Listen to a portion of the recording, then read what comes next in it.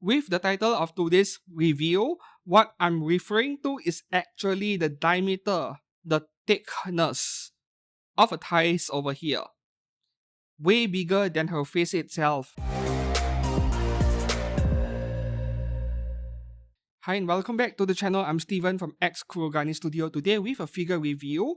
And this Doro over here is from my most recent anime figure haul, which I published the video 1 to 2 weeks ago.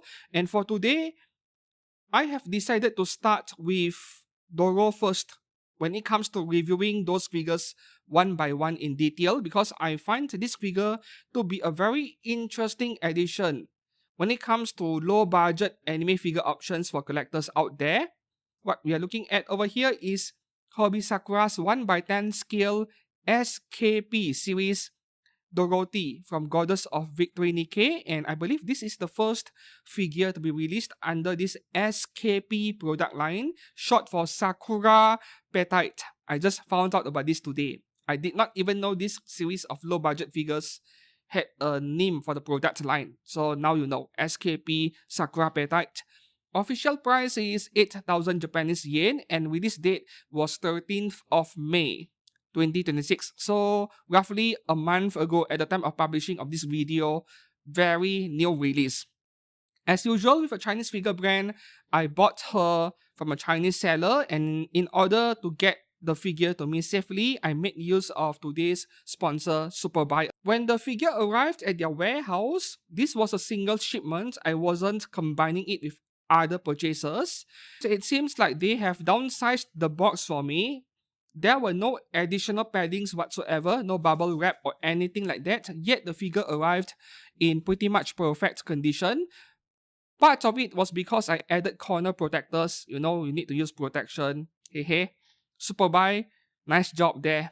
I'm quite happy with what I got.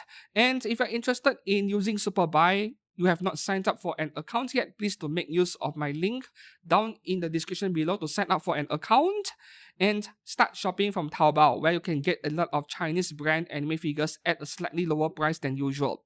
Brands like Apex Toys, Hobby Sakura included, and a few others. So thanks a lot to Superbuy for sponsoring today's anime figure review, and we shall get back to where I left off. The size, the length, the girth. I'm sorry, I'm not very good at pronouncing the alphabet R. The girth is more important than the length. That was what she said.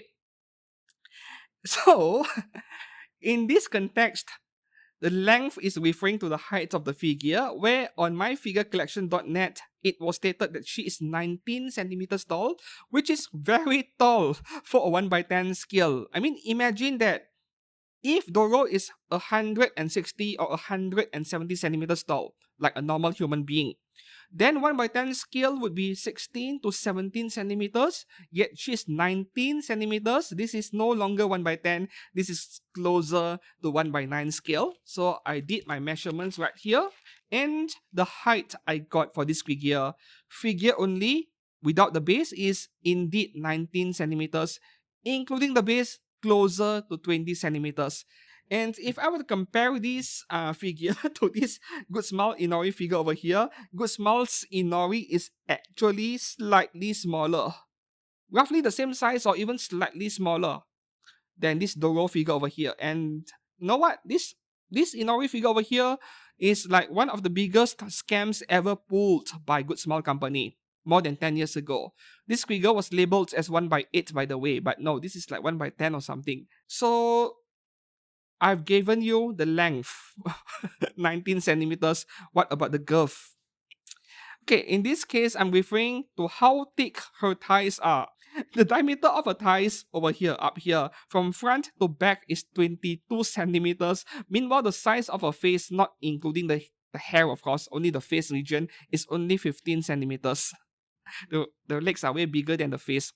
Alright, so this is what her box looks like, and I find this to be very attractive. Very nice design over here. It seems like Hobby Sakura did not even cut any corners with the packaging, even though this is a low budget figure. Yes, this kind of transparent plastic boxes will not protect a figure that much compared to those thick cardboard boxes, but those would be overkill for a figure like this. When it comes to low budget figures like this, you still want them to look attractive when they are being displayed in a store. I can give this box an 8 out of 10, and that is a minimum. I would say even 9 out of 10 is a very good score for it, and the only reason why I couldn't give it a full score is because this is, yeah, not as protective of the figure. And on the bottom here, at the bottom here, we have two shiny authenticity stickers, one from Hobby Sakura, one from Shift Up Corporation. Yep, the sculpt is quite the surprise to me in the sense that the hair is unusually detailed for a low budget 1x10 scale figure. It feels no different from looking at a premium 1x7 scale figure, except it is 1x10. And then there is the dress, her blouse, which looks very nice. A lot of folds that are painted very well. No ugly seam lines, no gaps, no glue leaking out from anywhere. Every part are fitted nicely together. And of course, there is the face, which was my biggest concern back then, because for a small figure, 1x10, 1x9 scale even, it is a lot harder to get the face and the small details right when the figure is a tad bit way too small for them to be precise with the painting and so on. And I guess that my worries are kind of unfounded because her face looks fabulous. If you were to compare this 1x10 scale Doro figure to the upcoming 1x7 scale, which has not been released yet, that one is severely delayed. There are some slight differences, but both look exactly like Doro, just a slight difference as if we are looking at two different art styles rather than a completely misaligned eye or face or anything like that. None of that sort. They all look really good, including this figure. So the face is also a very nice, pleasant surprise to me, and I can give it a 9 out of 10 for the face. As for the rest of the figure, the sculpt, 9 out of 10 as well. I was so impressed that when I look back at the low budget figures I reviewed in the past, where Mieto's Gift Plus 1x8 scale gets a very special mention for the high quality low budget figures at roughly 6 to 7,000 yen plus, though Sitali from Genshin was 9,000 yen plus, but still that is considered low budget. I think Hobby Sakura has won this round, where this figure feels like it is higher quality, ever so slightly, compared to Mieto's Gift Plus. This is quite surprising to me considering that this is the smaller figure. High marks from me when it comes to sculpt and the face. What about the paint work? We have good news as well. Virtually zero quality control issues. No paint bleeding, no paint scratches, no paint transfer. No uneven surfaces. The clear coating, everything is flat and smooth to the touch. And lots of heavy gradient, heavy weathering, which you can see very clearly on the hair. The pink color hair is quite the joy to look at. If you look carefully at her blouse, you can see some slight lavender or pink color accents being added to her white dress. It is not plain white. If this was a pop-up parade, her dress would be plain white, barely any shading, not the case over here. This is premium figure quality throughout. Also around the knees or the legs region over here, I mentioned this in my unboxing video. It looks like as if there is a satin finish on the stockings over here, and I did not expect to see this kind of high quality finish on a low budget figure. If you touch it with your fingers, yeah, it feels slightly different to the touch compared to the rest of the figure. It is a satin finish. I've seen this before, but only in premium figures. Paint work is a full 10 out of 10. I don't give figure scores this high very lightly, right? What I'm looking at is 25,000 yen figure quality in an 8,000 yen figure, and what you're losing out on is only the size and, of course, the base, which is the last part of today's review. So the base is the most average part. I can only give it 6 out of 10 maximum. I could have given it a 5 out of 10, but I'll give it a 6 out of 10 because, it is not glossy, cheap plastic finish. It is a slight matte finish. This one is not as easy to scratch accidentally. Nice finish, and the base does not feel very cheap. This is something you can feel by touch. You can't really see much via my videos. You can't see much with your own eyes. You have to touch it. You have to feel it. It feels higher quality than usual for a plain plastic disc base. But problem number one is that I couldn't give it higher than 6 out of 10 because there is a flaw which I did point out in my unboxing video. There is this black color spot which appears to be paint transfer from a different source, and I couldn't remove it unless I use thinner maybe, but I did not want to bother with it. So there's this black spot, the only quality control issue I can find on this figure.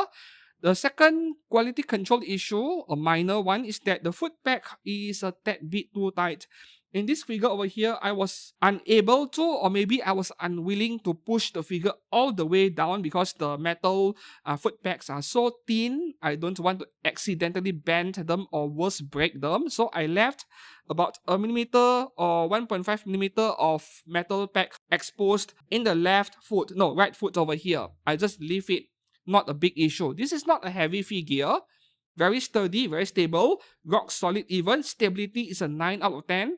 So I'm not too worried about not plugging the figure fully into the base. I'll just leave it this way. So 6 out of 10 it is. Two small quality control issues and boring to look at base. So with today's conclusion on this figure review, 1x10 scale Dorothy from Nikke by Hobby Sakura. I have never reviewed a Bandai Figure Arts Zero figure before, so I can't make a fair comparison over here, but this does remind me of those kinds of figures. Bandai Figure Arts are not cheap. They are anywhere between 9,000 plus to over 13,000 yen, and those figures are tiny, right? But you get the quality. And what other options are we looking at? Good Smiles pop-up rate is an L nowadays. Even though they make L figures, the quality control is still an L. The QC is just bad in the recent year or two. And then there is Furio Tenitol, which hopefully one day I will review something from Tenitol. Have not reviewed anything. And then there's Miyato's Gift Plus, which up to this point, I consider it to be the best low-budget figure line. And coming in close is Rebo's Rise Up, in case anyone of you remember. In fact, Rebo's Rise Up was one of the earliest low-budget figures from China before all this Animaster Bear Panda became a thing, right? It was a thing many years ago, and I even reviewed a Rebo's Rise Up Amiya 3-4 years ago and compared it against Pop-Up Rate, where the Rebo's Rise Up is way superior, felt premium. And then there's Apex Lime Pie, which I wish Apex would do a better job. They are okay, but inferior, way inferior to what I'm getting over here. So currently, even though Hobby Sakura's low-budget figure is the smallest among them all, maybe except for Pop-Up Rate, this is the highest quality one so far. Yes, and Miyato's Gift Plus is probably a close second place. So I hope that this review over here is giving you a good insight on what to expect from Hobby Sakura's 1x10 scale series of figures. Will I buy more and review more? There is a likelihood of that happening. Will I keep this one? I'm still undecided, but I think once I get the 1x7 scale by Hobby Sakura later this year, I might sell this one because I don't need that many Dorothy figure. I can see myself getting more 1x7 scales and even a potential 1x4 in future. So out you go 1x10 scale, but that's just me.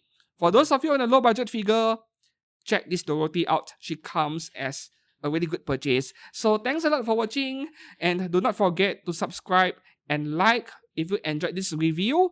Until then, I'll see you guys soon in a few days, and goodbye.